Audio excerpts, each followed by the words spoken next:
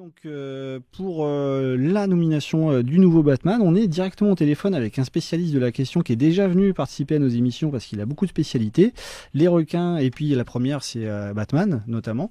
Bonsoir Arnaud Fermin. Bonsoir Romaric, bonsoir toute l'équipe. Ça va? Alors du coup, je t'appelais parce qu'effectivement, j'ai été surpris par le buzz, on va dire le bourdonnement, pour parler français, autour de la nomination de Robert Pattinson dans le costume du nouveau Batman. Ça fait beaucoup parler. Tu as d'ailleurs réagi sur ta page pour défendre ce chouette casting. Justement, je voulais t'interpeller là-dessus pour savoir quelle est ta position que tu as déjà donnée sur ta page, mais tu étais plutôt dans l'avis de laisser sa chance à cet acteur. Alors, ma prise de position, en fait, ça se fait par rapport à tous les commentaires acerbes que j'ai vus, où Robert Pattinson est seul contre tous, c'est le cas de le dire. Ouais. Donc, le choix est assez controversé. Je suis pas fan de Pattinson. J'aurais préféré la continuité avec Ben Affleck, qui était vraiment très très bon dans Batman Superman. On le voit dans Suicide Squad. On le voit également dans Justice League. Oui. C'est dommage. Bon, bah, ça, c'est le choix de la Warner. Mais Pattinson, non, pourquoi pas? Laissons-lui sa chance. Oui. Laissons-lui sa chance. Il est capable de se démarquer autre que Twilight et ce qu'il a fait. Hein. Oui, tout à fait. L'idée, c'est peut-être d'apporter un nouveau regard sur le personnage. Alors toi, qui l'incarne dans beaucoup de tes vidéos, et on va en parler d'ailleurs à la fin de l'entretien, est-ce que, selon toi, il y a des ingrédients de base qui sont obligatoires pour faire un bon Batman, un bon interprète du Chevalier Noir?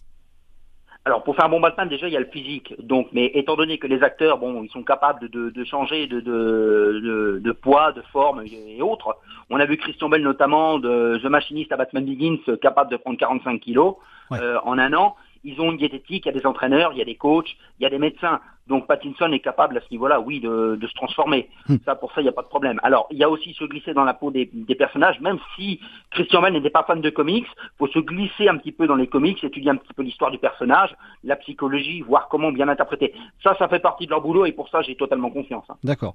Et donc, on connaît le physique de Pattinson, c'est pour ça que même moi, j'ai pas été forcément très fin sur ma propre page Facebook en critiquant ce choix, mais en faisant une vanne plutôt dessus, en disant qu'effectivement, comme il est plutôt fluet par rapport aux autres carrures, ça pourrait trancher. Est-ce qu'on ne peut pas imaginer finalement quelqu'un qui, pour le coup, serait moins costaud, moins mastoc que les précédents interprètes de Batman et qui apporterait peut-être encore plus de finesse au personnage?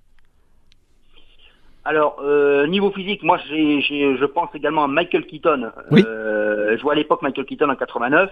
Bon, il sortait tout juste du tournage de Beetlejuice.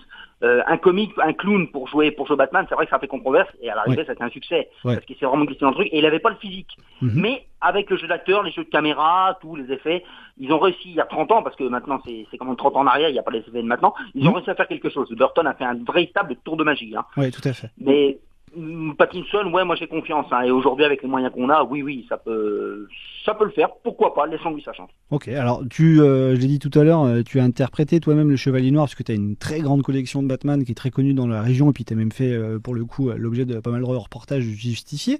Est-ce que toi, pour le coup, tu t'es déjà inspiré de ces précédentes interprétations et si oui, quelles interprétations de Batman t'ont marqué toi-même pour recréer le personnage?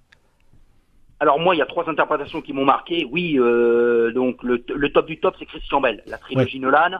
Il n'y a rien au-dessus. Même Michael Keaton, qui lui est très très bon, et que je le place à côté je le mets en deuxième position, mais c'est 2 époques différentes. Il y a pas tant d'écart entre les deux productions, entre les 2 histoires. Troisième, je mets Ben Affleck. Très bon Ben Affleck. On est dans le comics. Alors, premièrement, le noir et le côté noir, sombre et réaliste de Nolan, c'est le top. Ça se passe à notre époque, on se sert des armes high-tech, on reste dans le réalisme. Ça, c'est super. D'accord. Ensuite, il y a le côté noir toujours et gothique de Tim Burton, de la patte Burton. Oui. Et ce que Michael Keaton a fait, voilà, il s'est totalement, comme je l'ai dit dans la précédente question, il sortait du tournage de Beetlejuice, comique, clown, et il se transforme totalement. Il est très psychologique, hein, aussi bien en Bruce Wayne qu'en Batman, il est très très bon. Et puis Ben Affleck, on a la version comics. C'est-à-dire là, il y a un changement au niveau du costume, déjà un costume gris. On passe du noir à un costume gris qu'on a l'habitude de voir dans les comics, et il y a vraiment la patte de Frank Miller qui ressort, quoi. Ce que Snyder a fait dans Batman Superman, il s'inspire vraiment d'un Bruce Wayne vieillissant, qui a déjà 20 ans de combat derrière lui, qui lutte contre les malfrats de Gotham dans un véritable trou à rats, et que voilà, il se remet en question, est-ce qu'il va pouvoir continuer encore des années? Donc c'est encore autre chose, c'était nouveau, c'est pour ça qu'Affleck aurait été très très bon, et il avait des très bonnes idées pour son film à lui, Solo, le spin-off qu'il voulait faire. Oui, effectivement. Un film détective, polar, très noir, très dark, avec tous les méchants réunis, plusieurs histoires qui ont formé une seule même histoire. Mmh. Alors c'est vrai que là pour le coup c'est très intéressant tout ce que tu nous dis puisqu'on comprend tous les âges de Batman au 7e art et on comprend toute la variété finalement de tous ceux qui aiment bien Batman et qui veulent se projeter vers différentes écoles et différents cinémas qui ont pu apporter leur pierre à l'édifice. Est-ce que pour toi il y a quelque chose encore qui n'a pas été traité des comics dans le personnage de Batman au cinéma ou peut-être quelque chose que tu aimerais bien voir dans une interprétation de Batman puisque là on parle de nouvel interprète?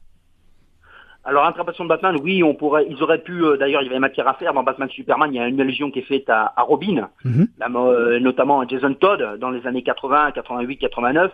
Les fans ont eu le droit de voter, voir si Robin devait mourir ou pas. Et ils ont voté pour la mort de Robin, et ça c'est un virage dans l'histoire du Batman. Ah oui, oui. Et il y a une allusion qui est faite dans Batman Superman, et on aurait pu traiter là-dessus. Il y avait matière à jouer, matière à faire. Et là, on repart sur une origin story qu'on avait déjà vue avec Batman Begins. Donc, on refait, à force, on perd les pédales, carrément. Moi-même, j'avais envie de boycotter le futur film. Tellement ça tournait en dérision, c'était n'importe quoi. Et les fautifs dans tout ça, on dira ce qu'on voudra, c'est la Warner. Oui, ils sont propriétaires, effectivement, encore des droits du personnage. Donc, c'est vrai que c'est un personnage emblématique, Batman, puisque c'est le plus humain, finalement, des super-héros. Et c'est ce qui apporte tout son intérêt à ce super-héros-là dans l'écurie d'ici par rapport aux galipettes de Marvel, on va dire, hein, finalement, qui sont pas du tout vus péjoratifs ici, mais qui sont vraiment radicalement opposés. Et donc, c'est tout l'intérêt de ce personnage-là, dont on essaiera de suivre les actualités à l'avenir. Alors, je vais te poser une dernière question sur tes propres vidéos, mais évidemment, on peut déjà annoncer à nos auditeurs qu'on est en préparation pour la saison prochaine. Comme ça va être les 80 ans du Chevalier Noir, on va se faire une émission ensemble autour du thème de Batman. Hein, on peut déjà l'annoncer parce qu'on comprend qu'il y a en tout cas matière à débattre. Moi, ce sera avec plaisir. Ah bah pour nous aussi. Hein. C'est un personnage qu'on adore et c'est vrai qu'on peut déjà l'annoncer pour la saison prochaine parce que c'est vrai que pour le coup, les 80 ans du Chevalier Noir, c'est pas rien dans l'univers de la pop culture. Moi-même, je suis en préparation sur des sujets concernant les 80 ans. Donc, je vais te lancer là-dessus justement parce qu'on va rappeler à nos auditeurs que tu as ta propre chaîne YouTube et que sur t'as une page Facebook également consacrée à Batman. Les vidéos en préparation et la dernière vidéo sur ta chaîne YouTube, puisque tu fais beaucoup de vidéos et des courts-métrages et des moyens et des longs-métrages sur la figure de Batman. Est-ce qu'il y a il y en a un en préparation a priori? Alors en préparation, oui, je devrais préparer, je me suis attaqué l'année dernière au Batman Predator, à ma sauce. Il y avait le côté détective qui ressortait, le côté enquête de Predator 2. Allusion, c'est mon film Predator préféré d'ailleurs, avec Danny Glover, avec ce côté enquête, ce côté flic, ce côté policier. Donc j'ai sorti ce film, on est une bande de copains, voilà, on s'amuse, on se fait plaisir. Et il y a mon prochain défi, sera faire un Batman Superman. D'ailleurs, j'ai commandé et j'ai fait quelques photos avec un costume de Man of Steel. Oui, on a vu ça. J'ai un nouveau costume de Batman également. On les voit s'affronter dans le film Batman Superman. Enfin bon, je vais faire mon truc à ma sauce, à moi, ce sera un court-métrage, ce sera pas un blockbuster, ce sera pas non plus un grand film. Mais il y aura ma patte, la patte Arnaud Fermin. Et puis concernant les 80 ans du Chevalier Noir, oui, des podcasts, pas mal de choses à venir par la suite. On va suivre tout ça et puis effectivement, on restera nous pour le coup en contact pour préparer l'émission. En tout cas, on suivra tout ça. Puis on rappelle donc à nos auditeurs qu'on peut retrouver tes vidéos. Donc c'est le nom de ta chaîne YouTube déjà. Tu peux me rappeler si on tape directement ton nom? Alors la chaîne YouTube Arnaud Fermin, voilà. Alors par contre, tout ce qui elle a été remodelée, refaçonnée, hein, parce que les reportages qui avaient été faits à l'époque, j'ai dû reprendre le vrai côté de la chose, le côté artistique, tout le côté bidon qui a fait le buzz. Non, ça, l'image du guignol de service, c'est fini. Hein. On rappelle que tu as eu un passage télé. On rappelle que tu as eu un passage télé pour le coup qui avait à ramener de la lumière sur tes activités, mais pour le coup, voilà, maintenant vraiment tu te concentres sur tes courts-métrages. Ah, moi, c'est les concentrations sur les courts-métrages. C'est ce que j'avais proposé à l'époque à la télé, mais eux, ils voulaient pas. Ce qu'ils voulaient faire, c'était le buzz, faire n'importe quoi, mais résultat, bon, voilà. Mais là, je suis en train de retourner le truc à ma sauce, et puis ça repart tranquillement, tout doucement et sûrement. D'accord, très bien. Écoute, c'est noté. Nous, on reste en contact. Et puis, en tout cas, un grand merci d'avoir participé à notre émission pour parler. Merci Romaric, merci à toute l'équipe. Hein. Ouais, mais c'est important de parler avec des spécialistes de Batman parce que, comme on le disait, c'est un super-héros très connu, mais finalement, qui est très travaillé au cinéma. Et c'est bien d'avoir ton regard sur la question. Voilà. Un grand merci. Merci beaucoup. Hein.